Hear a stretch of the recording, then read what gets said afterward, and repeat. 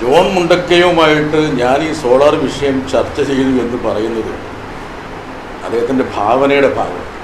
യഥാർത്ഥത്തിൽ ജോണുമായിട്ട് അങ്ങനെ യാതൊരുവിധ ചർച്ചയും നടത്തിയില്ല. യഥാർത്ഥത്തിൽ സംഭവിച്ചത് തിരുവഞ്ചൂർ രാധാകൃഷ്ണനാണ് എന്നെ ബന്ധപ്പെടുന്നത്. അന്ന് അദ്ദേഹം ആഭ്യന്തരമന്ത്രിയാണ്. അദ്ദേഹം എന്നെ നേരിട്ടല്ല ബന്ധപ്പെട്ടത്.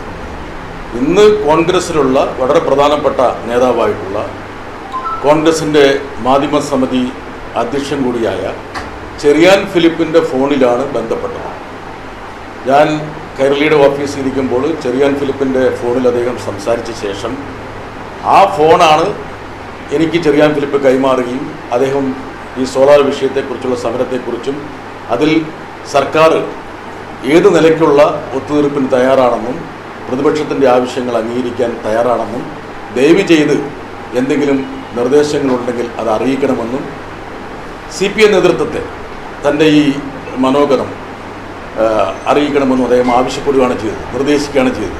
അല്ലാതെ ജോൺ മുണ്ടക്കയത്തെ ഞാൻ വിളിക്കുകയോ തിരുവഞ്ചൂർ രാധാകൃഷ്ണനെ ഞാൻ വിളിക്കുകയോ ചെയ്യുന്ന സംഭവമില്ല. ഇതിൽ ജീവിക്കുന്ന ഒരു ദൃക്സാക്ഷിയാണ് ചെറിയാൻ ഫിലിപ്പ്. അദ്ദേഹം ഇന്ദിരാഭവനിലുണ്ടാവും. ജോൺ മുണ്ടക്കയത്തിൻ്റെ അടുത്ത സുഹൃത്തും കൂടിയായിരിക്കാം, തിരുവഞ്ചൂർ രാധാകൃഷ്ണൻ്റെ അടുത്ത സുഹൃത്തും കൂടിയാണ്.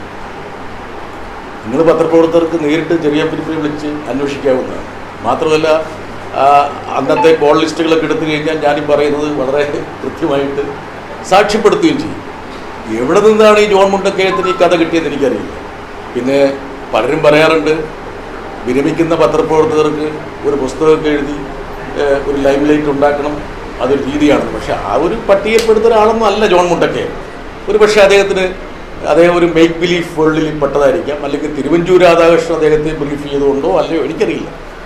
എനിക്ക് അദ്ദേഹത്തിനോടൊരു അലോഹ്യമില്ല. എന്താ കാരണം എന്ന് വെച്ചാൽ അദ്ദേഹം പറഞ്ഞതിൽ പകുതി ശതമാനം ശരിയാണ്. അപ്പം ഒരു പത്രപ്രവർത്തകൻ ഇന്നത്തെ കാലഘട്ടത്തിൽ പാതി ഭാവമെങ്കിലും വസ്തുത പറഞ്ഞ സ്ഥിതിക്ക് അദ്ദേഹത്തെ അനുമോദിക്കുകയും ചെയ്യണം.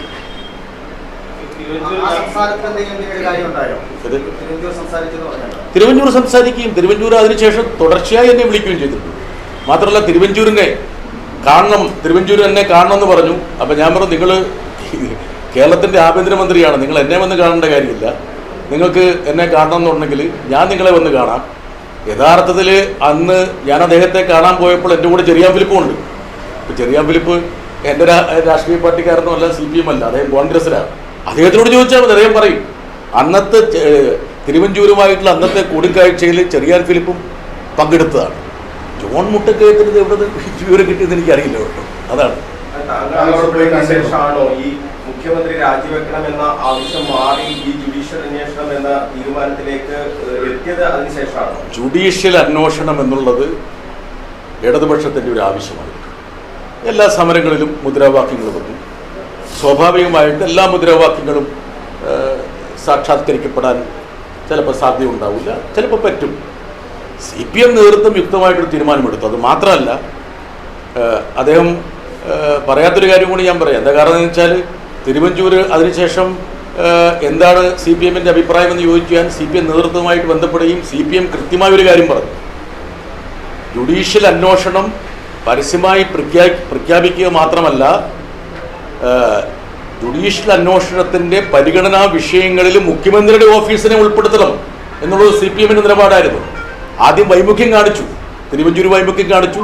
അതിനുശേഷം തിരുവഞ്ചൂർ എന്നോട് പറഞ്ഞു, എനിക്ക് മാത്രം എടുക്കാൻ കഴിയുന്നൊരു തീരുമാനമല്ല ഇത്, അതുകൊണ്ട് താങ്കൾ ദയവ് ചെയ്ത് മുഖ്യമന്ത്രിയെ കൂടി ഒന്ന് കാണണം, എൻ്റെ കൂടെ വരണമെന്ന് അദ്ദേഹം അഭ്യർത്ഥിക്കുകയാണ് ചെയ്തത്. മുഖ്യമന്ത്രിയായിട്ടുള്ള കൂടിക്കാഴ്ച ഞാൻ നടത്തി. തിരുവഞ്ചൂരും ഉണ്ടായിരുന്നു. അതിനകത്ത് യാതൊന്നും മറച്ചു വെക്കാനില്ല. എവിടെയാണ് ഈ ജോൺ മുണ്ടക്കയെ? പക്ഷേ ജോൺ മുണ്ടക്കയെ വന്ന് മനോരമ പത്രത്തിൻ്റെ ബ്യൂറോ ചീഫല്ലേ, ഇത്രയും വിലപ്പെട്ട വിവരങ്ങൾ കിട്ടിയ ആ പത്രത്തിന് കൊടുക്കണ്ടേ? ആ പത്രം എങ്ങനെയായിരിക്കും ജോൺ മുണ്ടക്കയത്തെ സമീപിക്കുന്നത്? ഇപ്പം ഒരു പത്രത്തിൻ്റെ ബ്യൂറോ ചീഫായിട്ടുള്ള ഒരാൾക്ക് ഇത്രയും വിലപ്പെട്ട വിവരങ്ങൾ കൈ കിട്ടിയിട്ട് ആ പത്രത്തിൽ ഒരു എക്സ്ക്ലൂസീവ് വാർത്ത പോലും നൽകിയില്ല എന്നൊരു ചിന്തയായിരിക്കില്ലേ സ്വാഭാവികമായിട്ട് മനോരമയ്ക്കുണ്ടാവുക. അത് മാത്രമല്ല, ജോൺ മുണ്ടക്കയത്തെ പോലെ പരിണതപ്രജ്ഞനായിട്ടുള്ളൊരു മാധ്യമപ്രവർത്തകൻ ഇത്രയും വിലപ്പെട്ട വിവരങ്ങൾ ഇത്രയും മാസങ്ങൾ വർഷങ്ങൾ ഇങ്ങനെ മനസ്സിൽ വെക്കാൻ പാടില്ല. അദ്ദേഹം ജോലി ചെയ്യുന്ന സമയത്തിന് അത് ആ പത്രത്തിന് നൽകേണ്ടതല്ലേ, അത് ഏതെങ്കിലും വാരികയ്ക്ക് കൊടുക്കേണ്ട കാര്യമാണ്. അപ്പോൾ അതൊക്കെ എനിക്കറിയില്ല എന്തുകൊണ്ടാണ്. ഞാൻ അദ്ദേഹത്തെ കുറ്റപ്പെടുത്തുന്നില്ല. പക്ഷേ ഞാൻ ഈ പറഞ്ഞതിനൊക്കെ ഒരു തെളിവുണ്ട്. തെളിവ് മറ്റാരുമല്ല, സാക്ഷാൽ ചെറിയാൻ ഫിലിപ്പാണ്.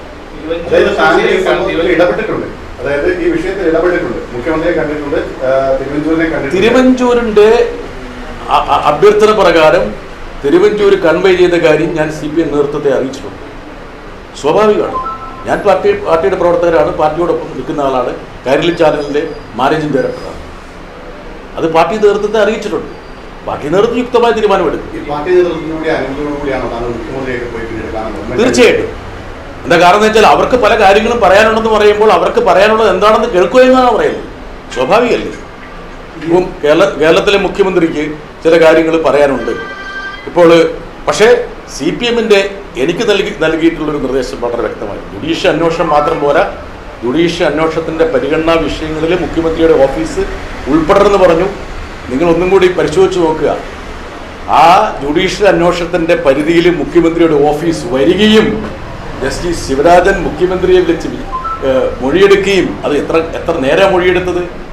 ജസ്റ്റിസ് ശിവരാജൻ്റെ റിപ്പോർട്ടും ഇന്ന് നമ്മുടെ സമക്ഷമുണ്ട്. അതിൽ മുഖ്യമന്ത്രിയുടെ ഓഫീസിനെ കുറിച്ച് എത്രയോ പേജുകളുള്ള പരാമർശങ്ങളുണ്ട്. അപ്പോൾ സ്വാഭാവികമായിട്ടും മുഖ്യമന്ത്രിയുടെ ഓഫീസിനെ ആ ജുഡീഷ്യൽ അന്വേഷണത്തിൻ്റെ പരിധിയിൽ നിന്ന് മാറ്റി നിർത്തണമെന്നുള്ള ഒരു നിലപാടായിരുന്നു അവർ ആദ്യം സ്വീകരിച്ചത്. പക്ഷേ പിന്നീട് അതും കൂടി അംഗീകരിക്കാനുണ്ടായി.